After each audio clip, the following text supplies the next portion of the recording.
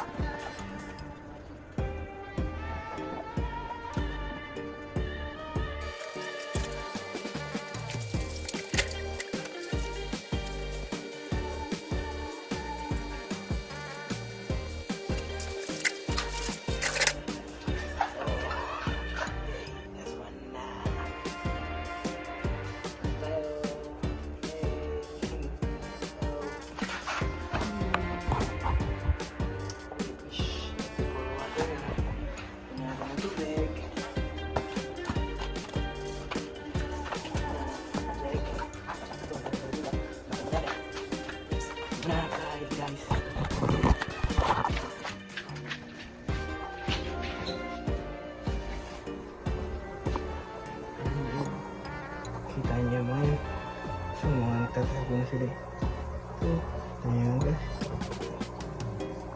Dami yan. Order pa tayo.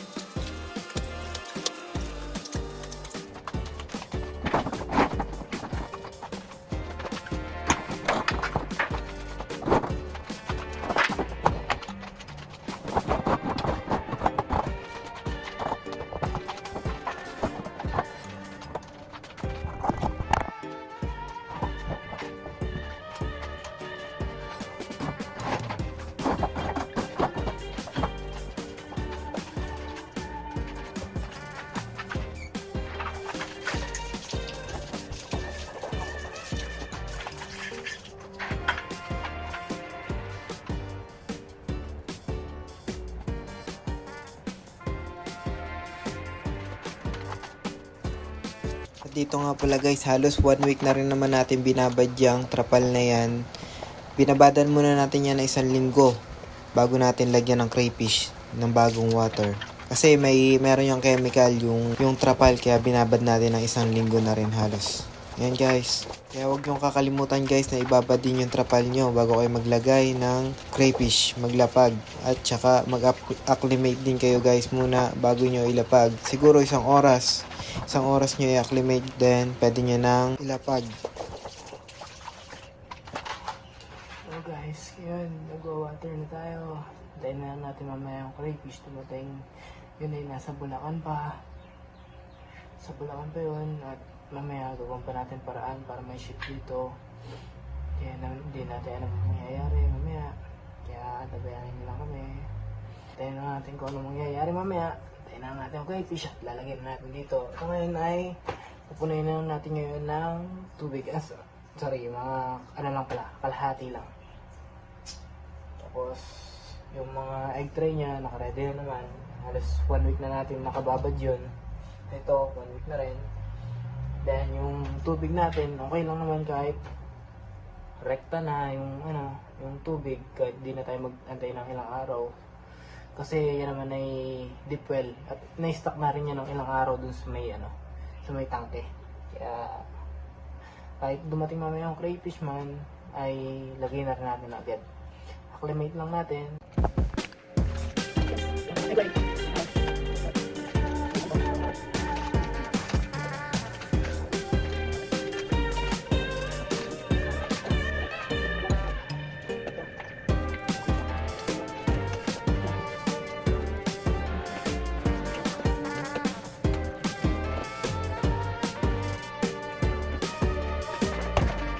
Hi guys, tingnan tayo ng crayfish. Yung mga craylings natin, ay crayfish na 2 months old. Yan, nauubos na sila. Kaya ang sag naman, bali 3 trio yan. 9 pieces.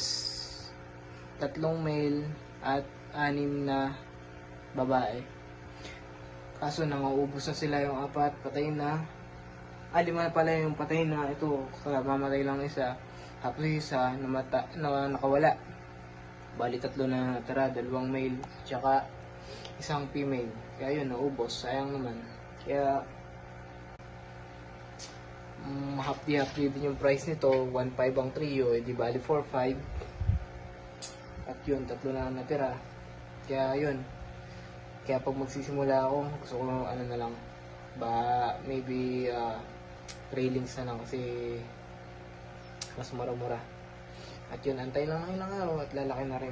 Isa naman dito na nakadalawang bili na tayo. Ang una, naubos din. Tapos ito, pangalawa, nauubos din. Kaya yun, mag-trailings na lang tayo sa susunod. Yun lang. Yun lang lesson natutunan natin sa lesson na to, na hindi naman natin bibili ng mga malalaki na kasi namamatay din. Sayang din yung bili natin at sayang din yung panginaya lang. Pero ganyan talaga ang buhay. Laban lang.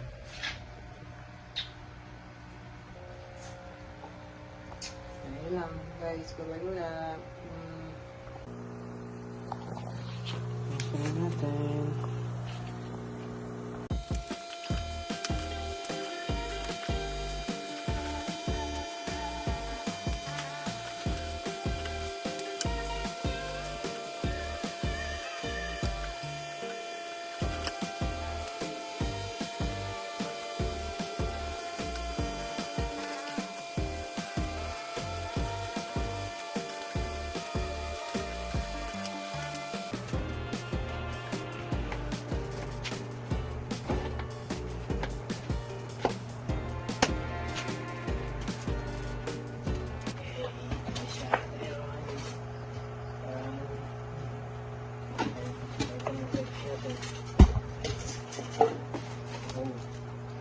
Nice pa talaga.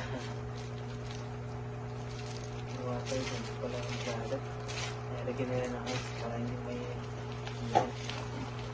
yung crayfish natin.